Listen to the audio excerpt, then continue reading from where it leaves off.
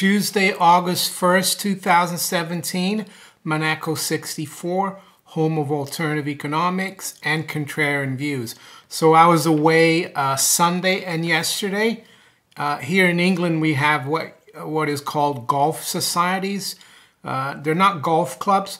I'm a member of a golf club, but there's also golf societies within the club, and we went away for Sunday and Monday to play golf at a really nice golf resort in Hertfordshire, which is north of London.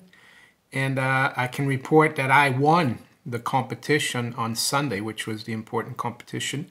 I shot 2 over par with an 8 handicap. It's been years since I shot 2 over par, so I was happy the way I played. Years ago when I was younger, I was off 3. So it's not the first time, but it was nice to do it again. And we had a nice time. That's why I didn't make a video on Sunday nor yesterday. I got back yesterday evening. But I have kept an eye on the market, so this is an early market update.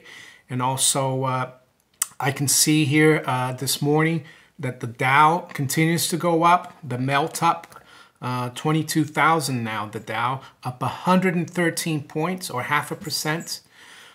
S&P is at 2478, up 8 points or 1/3%.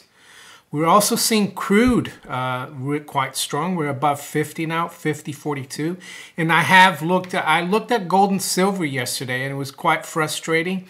Silver traded up slightly.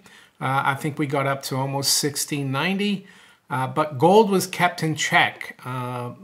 It looks like they, the powers that be out there want to keep gold from moving up too quickly at the moment, because the way we closed last week and the way the dollar was so weak yesterday, I think we traded below 93 in the dollar index. You would have expected gold to go up higher, but we touched the high of Friday at 1271, and right now this morning we're at 1267.20, down about $2. The high's been 1271 and the low 1266.58. Silver is down about 3 cents at 1679. So a little frustrating, but I still think the trend is higher for gold and silver. And at the moment, I think one of the reasons the dollar is going down is because of a weak currency. Historically, a weak dollar can hurt the stock market, but it can also help. And right now, that's what's going on. Currencies. So the pound still fairly strong. The euro was really doing well yesterday. We got up, I think, almost to, 119. I think the high today is 118.45. But we've come off now in the euro. The euro is down 23 pips at 118.18, but still very, very strong technically. The pound is up 15 pips, 132.29. And the dollar's rebounded a little bit against the yen. Earlier overnight, we we actually just traded at 110 exactly. We're now 110.36. So weaker dollar continues. Stock market continues to melt up. How long, this is going to take, how long it's going to be before we see a 1% correction, I don't know. Markets, as the old saying goes, markets can remain irrational for longer than you can remain solvent. What else? Let's have a look a little bit at the headlines. On Zero Hedge, Swiss banks paid out €1 billion in negative interest rates in the first half. So the Swiss banks, paying the Swiss National Bank all that money. Which seems weird. If you want to stimulate an economy, you'd think you want banks to lend the money out and not paying the central bank, €1 billion euros in the first half of the year. It's just having a unintended consequence of this negative interest rate policy is just crazy.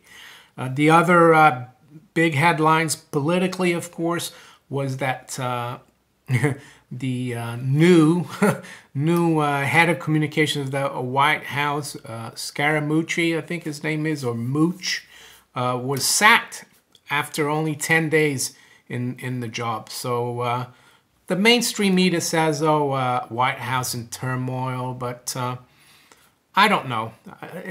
I don't think the White House is in turmoil. There's just, I think the thing is that Donald Trump is a businessman. He hasn't been in politics before, so I think he's just going through the motions. He's trying to get the right people, and there's a lot of you know, monsters or creatures in the swamp in Washington D.C. So yeah, that's news overnight. What else? Well, I guess you've got this Bitcoin fork. I think it's today.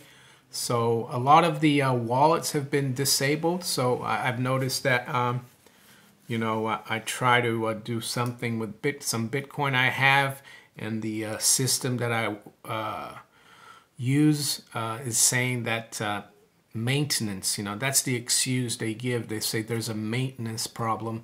So that's Bitcoin right now. Wow, Bitcoin has been very strong. I mean, we got up in the last 24 hours to 2,916. We're now 2,728, so down slightly in the last from the highs. Ethereum up 10% here at 215. It has been as far up as 231. But I think one thing that's happened recently with this Bitcoin fork that we're supposed to have today is that the other altcoins have suffered while Bitcoin traded up. But now it looks like it's buy the rumor or sell the fact. That's what it seems to have happened. It looks like a lot of the altcoins are doing well today, and Bitcoin has come off the highs. Let's have a look at Steam. Steam is, yeah, languishing a little bit at 115. It has been up as far as 132 in the last 24 hours. And yeah, so what I see here is the Dow continue to go higher here, 22,000 down now. I saw an article, Peter Schiff, saying that Trump should not say, you know, keep saying, you know, the stock market is at all-time highs, unemployment rate at, you know, not record, but very low. Yeah, I think Trump is being, you know, I don't think anything has changed. The unemployment rate still doesn't count like almost 100 million Americans who are out of the workforce. So I don't think it's nothing to be proud about, this unemployment rate that they give you officially of 4.5% or so. As for the stock market, I don't think we're up because of Trump.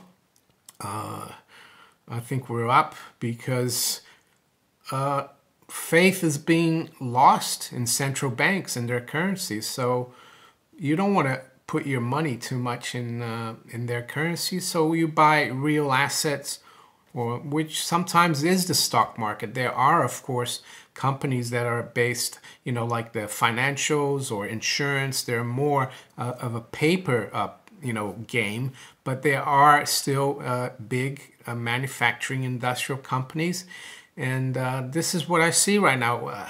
If we're gonna have a crash, I don't know. You know, Venezuela, I think last year or the year before, through hyperinflation, they had the best performing stock market in the world. So go figure.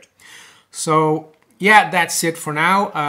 I'm back now from the Gulf, and if you enjoyed this video, like, share, subscribe to my channel if you haven't yet, and follow me on steemit.com as well. And I'll talk to you later. Bye.